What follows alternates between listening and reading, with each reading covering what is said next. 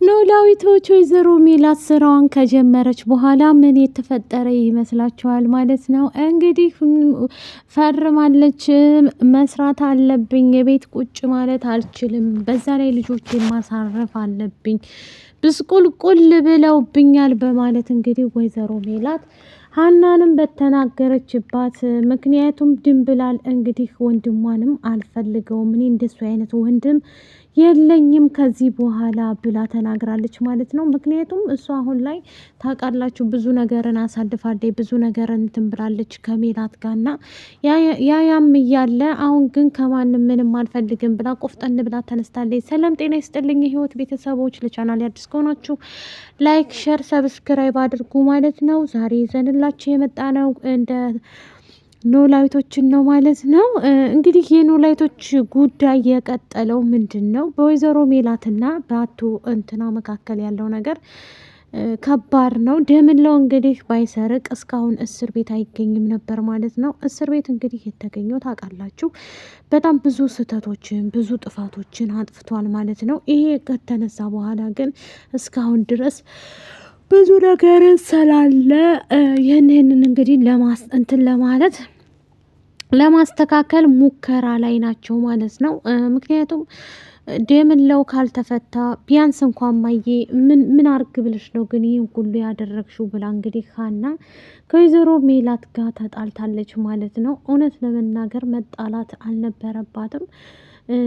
ያው ሰራቂን ሌባን እንግዲህ ግድ ነው ብዬ ነው የማስበው ውዶቼ፣ ለህግ መቅረብ ነበረበት። በዛ ላይ ደግሞ ታውቃላችሁ ድንብላል ምን ያህል እስር ቤት እንደነበረች እና እሷ እንድትፈታ እንግዲህ ሲጥሩ ነበር ማለት ነው የወይዘሮ ሜላት ልጆች እየተረባረቡ። እሱም በማስመልከት በስተመጨረሻ ደግሞ ያው ታውቃላችሁ ከዚህ በኋላ መውጣት አለበት ብላ እንግዲህ ወይዘሮ ሜላት እውነቱን፣ በዛ ላይ ደግሞ ወርቁን የሰረቀበት አንድ ግለሰብ ነበረ ማለት ነው። እሱ ደግሞ አጋጣሚ ሆኖ ሄዶ ነበር ማለት ነው። ይህም በማስመልከት ምግብ ሊበላ በሄደበት ሆቴል ውስጥ ቁጭ እንዳለ እጁን ታጥቦ ሲመጣ አጣው ማለት ነው። ያንን ያደረገበት ደግሞ አንድ የተረገመ ልጅ ነበር ማለት ነው። እሱ እንግዲህ ያደረገው ድርጊት ምንድን ነው? እሱ ወደዛ ሲሄድለት እሱ ደግሞ ወርቁን በርብሮ ሰርቆታል ማለት ነው። ይህም በማስመልከት እንግዲህ እሱም ደግሞ እየተናደደና እየተበሳጨ ያው እንደተሰረቀ ለተምቹና ለአሲር ነው ቀጥ ብሎ የተናገረው ማለት ነው። እሱም ሲናገር ያለምንም ጭቅጭቅ ያለምንም ነገር እውነቱን ነው የተናገረው ማለት ነው። እውነት ለመናገር ያው ቢሆንም ግን ማስተካከል ይቻላል ብዬ ነው የማስበው ማለት ነው። በቅርቡ ቀን ሁሉንም ነገር እናስተካክለዋለን ብላ እንግዲህ ወይዘሮ ሜላት አንቺ ይቅርታ ማለት አለብሽ ከዚህ በኋላ እንጂ እንደዚህ ማድረግ የለብሽም ተብላለች ማለት ነው።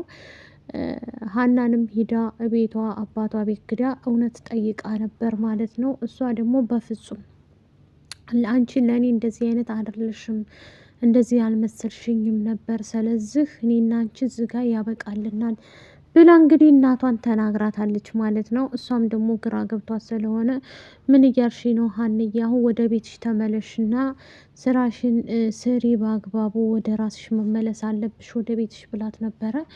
ሀናም በፍጹም አላደርገውም፣ እኔና አንቺ እዚህ ጋር አብቅቷል፣ እኔና አንቺ ስለዚህ ህይወታችሁን እናንተ ኑሩ፣ እኔም የራሴን ህይወት የምለውን ነገር እየኖርኩ ነው እና አጨቅጭቁ ደግሞ የኔ ልብ ርፍ የሚለው እዚህ ሁኜ ከአባዬ ጋር ስቆይ እንጂ ከእናንተ ጋር ስቆይ አይደለም ብላ እንግዲህ ተመልሳለች ማለት ነው። ከባዱና ዋነኛው ነገር በጣም የሚያስጠላና የሚደብር ነገር ነው እያየን ያለ ነው። በእርግጥ ወይዘሮ ሜላት አሁንም ቢሆን ወደፊትም ቢሆን አልተወችም ማለት ነው። በጣም ብዙ ነገሮችን ተጎድታለች ታውቃላችሁ።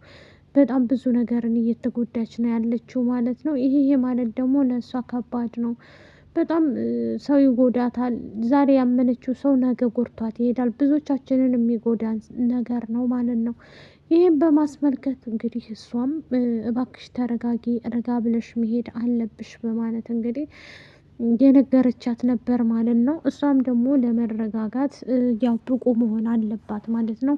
ሰላምዬ ከምላሴ ጋር ምላሴ የሚሰራበት ቦታ እንግዲህ ህዲያ አብራው ለመስራት እየሞከረች ነበር ማለት ነው። እሱም ደግሞ ነይ ብሎ ጠርቷት ሂደው ነበር ማለት ነው። አብረው እየሰሩ እያለ ምን የተፈጠረ ይመስላችኋል? እሷ እንግዲህ የምታውቀው ነገር ታሪክ ምንም ነገር የለም ማለት ነው። ሰላም ማለት ነው እንግዲህ የምላሴ ፍቅረኛ ሄርሜላ ምላሴን እንግዲህ ትወደዋለች፣ ታፈቅረዋለች፣ በሄደበት ትዞራለች፣ ትሄዳለች ማለት ነው። እንግዲህ አብረን ተምረናል እያለች ነው የምትሄደው ማለት ነው። እሱ እንደዚህ አይነት ቦታ ላይ በእርግጥ ምንም መስሎ አይታየውም ማለት ነው። ለምንም ግድ አይሰጠውም ግን ይቅርታ እሱ እንደዛም ግድ ስለማይሰጠው እሱን በማስመልከት ግን ታያለች የሚደረገውን ነገር እዛም ገባም ሄደም ቀረም እያየች እንትን ትላለች ማለት ነው።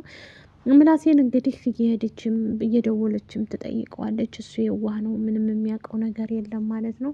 ይህም በማስመልከት እንግዲህ እሱም ግራ ገብቶ ስለነበር ምንድነው የማደርገው እያለ በስተ መጨረሻ ግን ምን የተፈጠረ ይመስላችኋል ማለት ነው? እነሱ ያመጡት ዳታ እንግዲህ ለብዙዎቹ እየተረፈ ይገኛል ማለት ነው። ወይዘሮ ሜላት በጣም የዋህና ሚስኪን በመሆኗ ነው እንግዲህ እዩም ደግሞ እዩ ጋር እንዳሰራ ደግሞ ይቺ አጭበርባሪና ይቺ የተረገመች እንግዲህ አብራ እንዳሰራ አድርገዋለች ማለት ነው። ከዩ ጋር አጣላችሁ። ምን ባረግሽ ነው ሳራ ግን እንደዚህ ያደረግሽብኝ? ቆይ ምን ፈልገሽ ነው ከኔ እያለ በጣም እየተቆጣ ነበር ማለት ነው። ይህንንም እያደረገ ያለው እንግዲህ እሱ ነበረ። እውነት ለመናገር እኔ በጣም አሳዝኖኛል ማለት ነው። ምክንያቱም ምላሴ በጣም ያስባል። ሀናንም ቤቷ ሄዶ ነይ ወደ ቤትሽ፣ ምን ሆነሽ ነው? ምን ተፈጥሮ ነው እያላት ነበር። እሷ ግን በፍጹም ልመጣ አልችልም ብላ እንግዲህ ግራ ገብቷት ነበር ማለት ነው። ይህንንም ያደረገችባት ወይዘሮ ሜላት ብትሆንም ሜላት እንግዲህ ለምንድን ነው እንደዚህ የምትሆኙ ማዬ? ለምን የሚስተካከለውን ነገር በትንሹ ትቆርጨዋለሽ? በማለት እንግዲህ ተጣልታለች ከወይዘሮ ሜላት ጋር ለማስታረቅ ጥረት ላይ ነን እንላቸዋለሁኝ። ጥረት ላይ ነን ተፍ ተፍ እያል ይህን በማስመልከት በጣም ከባድ ነው። እንደዚህ ማድረግ አልነበረባትም ወይዘሮ ሜላት ማለት ነው።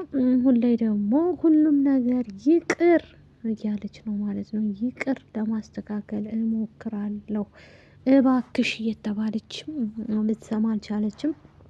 እንዲህም ብላል እንግዲህ ተምቹ ሲጠይቃት የነበረው ከእሱ ጋር ምንድን ነው ችግርሽ? ስለዚህ ወንድምሽ ነው የታሰረው፣ ወንድምሽን ወደ ራሱ መመለስ አለብሽ እያላት ነበር። እሷም ደግሞ አልፈልግም፣ በፍጹም እንደሱ አይነት ወንድም የለኝም፣ እኔ ላስታምመው አምጥቼ እሱ ግን ጉር ሰርቶኛል ብላ እንግዲህ እምቢ ብላለች ማለት ነው። እውነት ለመናገር እንደዚህ ማድረግ አልነበረብህም፣ ጥፋተኛ ነህ አንተም፣ ይቅርታ መጠየቅ አለብህ ብዬ ነው የማስበው ማለት ነው። በቅርብ ቀን ደግሞ እናያለን። እስቲ የሰውን ልጅ የምናየው ከትንሽ ተነስተን ትልቅ ላይ ሲደርስም ነው ማለት ነው። ይህ ነገር ደግሞ መስተካከል አለበት ብዬ ነው በራሴ በኩል የማምነው። ወይዘሮ